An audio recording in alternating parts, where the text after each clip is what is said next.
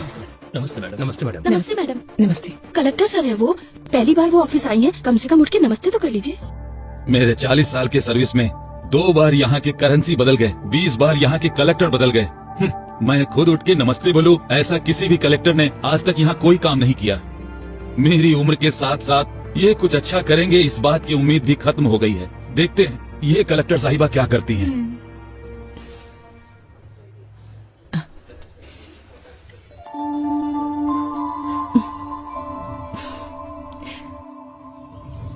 तू काम करना। तू ऐसे क्यों खड़ा है? अपना काम करना। देख क्या रहा है, काम कर। पापा, मम्मी ने खाना भेजा है। वहाँ रखा है बेटी, आ रहा हूँ। क्या रामूला? हाँ, बेटी को बहुत पढ़ा लिखा रहे हो? हाँ? बहुत पढ़ेगी सेठ, मेहनत करके पढ़ा रहा हूँ। क्यों बेटी, बड़ी होकर क्या बनोगी? मैं कलेक्टर बनूंगी अंकल। अच्छा, सपने देखने की भी कोई सीमा होनी चाहिए। तुम्हारे पिता मिट्टी में काम करने वाले किसान हैं और तुम कलेक्टर बनोगी? रामूला, बन जा, जा कलेक्टर बन जा। ए, सुना?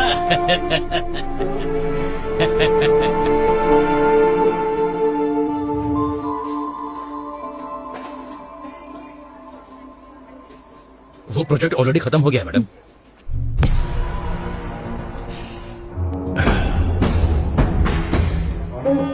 नमस्ते कलेक्टर जी, कैसी हैं?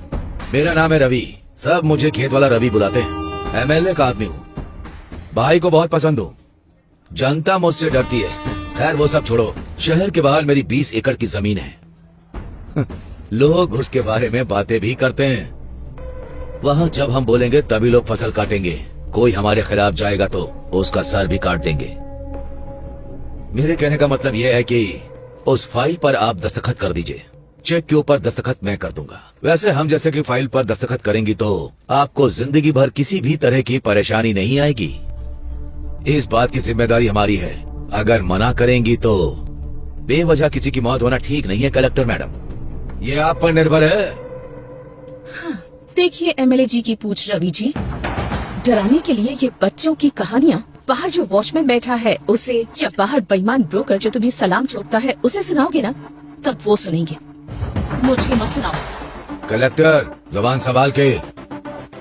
तुम जिन लोगों को डराते हो, अगर वो तुम्हारे खिलाफ हो जाएंगे ना तो फंस जाओगे।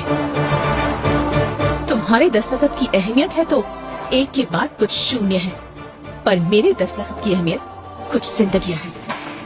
वैसे भी तुम्हें इतना टाइम दे दिया मैंने तुम्हारी ये कहानी सुनने के लिए नहीं,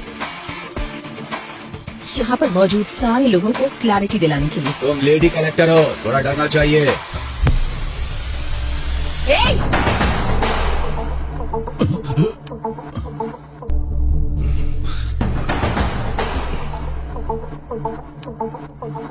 उसी औरत के पैरों के नीचे है तुम्हारा अहंकार। ठान लिया तो एक दस्तखत काफी है तुम जैसे रवि को लोगों के दिमाग से हटाने के लिए।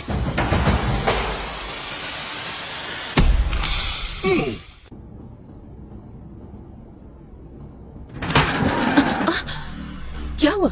मैडम बचा गया। अरे ज्यादा चोट लग गई क्या?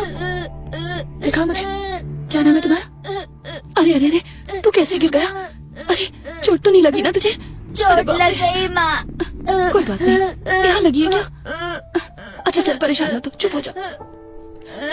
अभी हाँ बेटा चुप हो जाओ, चल चल घर चलते हैं, कोई बात नहीं। आजा आजा चल।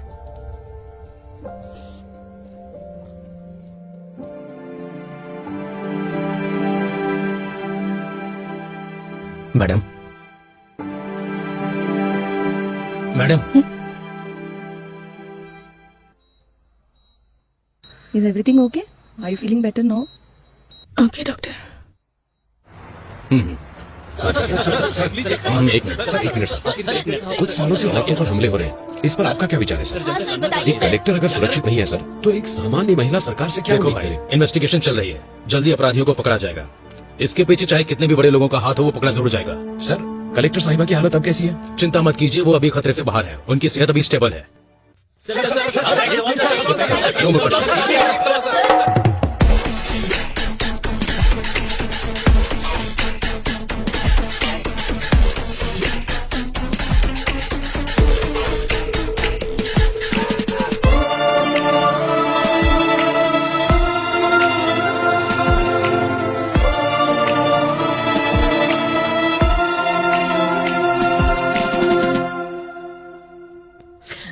मैडम के पेरेंट्स आप ही है ना? हम हैं। शी सेफ ना? अभी रूम में शिफ्ट किया है, आप जाके मिल सकते हैं। आप रुकिए मैडम, आप जाइए सब। आइए। ठीक है। आपको कैसे बताऊं, समझ नहीं आ रहा।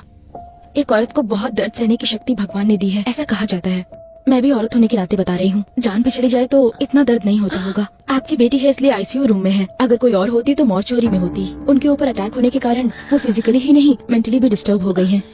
जिंदा रहने की इच्छा ने उनके आखिरी पल में भी उन्हें जिंदा रखा है। अरे देखिए, आप कमजोर मत पड़िए, कुछ नहीं होगा। ये क्या हो गया?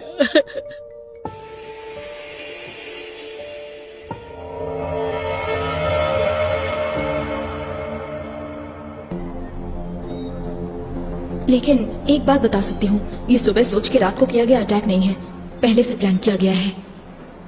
अरे ये खबर तूने देखा ये कलेक्टर के ऊपर बहुत बड़ा हमला हो गया है, देख। बाप रे, कलेक्टर के ऊपर हमला किया है ना, तो कोई बड़ा आदमी होगा। हाँ, वैसे भी औरत है, घर पे बैठने की बजाय नौकरी करती है।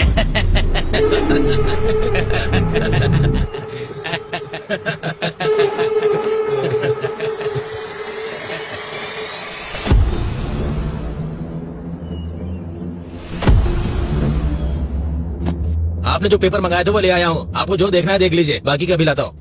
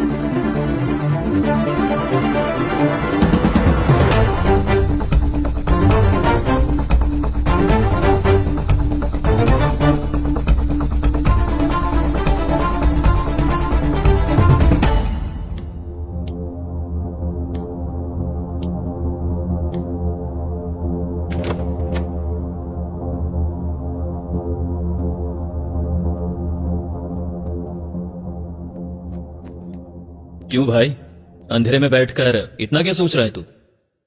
इंक्वायरी कहां तक पहुंची है? अटैक हुए कितने दिन बीत गए? इंक्वायरी तो हो रही है, पर यह केस मेरे हाथ में नहीं है। फाइल्स मैंने हायर ऑफिसर को फॉरवर्ड कर दी है, अभी वो फाइल उनके पास है। ये सेटअप कैसा है? वो बहुत सीरियस है, इसलिए मैंने तुझे यहाँ पर बुलाया है। तू किस काम के लिए यहाँ पर आया है? लगता है कुछ ना कुछ कर देगा। अब तक जितनी मुसीबत क्रिएट हुई है वो तेरे लिए काफी नहीं है क्या? अटैक हुए कितने दिन हो गए? फाइल टेबल पे पड़ी रहे इसलिए डिपार्टमेंट ने तुम्हें जॉब नहीं दिया है। फाइल को इधर उधर घुमाओ मत, ये केस सॉल्व होना चाहिए और वो मैं करूंगा। महाभारत में अभिमन्यु चक्रव्यूह में फंस गया था। इस अभिमन्यु के बनाए चक्रव्यूह से वो बच के निकल नहीं सकता। चलो चलते हैं।